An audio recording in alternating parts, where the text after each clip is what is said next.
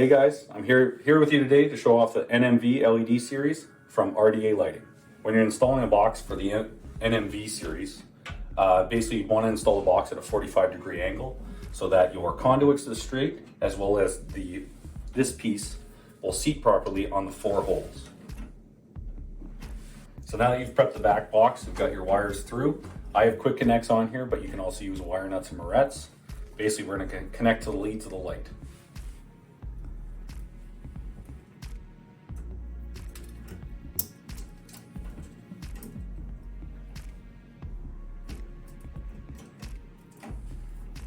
Now when installing this, you're going to have to fold the wires just around the middle part here. And then make sure that this seats properly with the 4 screw holes. Now if you've already installed your box at a 45-degree angle, this should be very simple and they should all line up.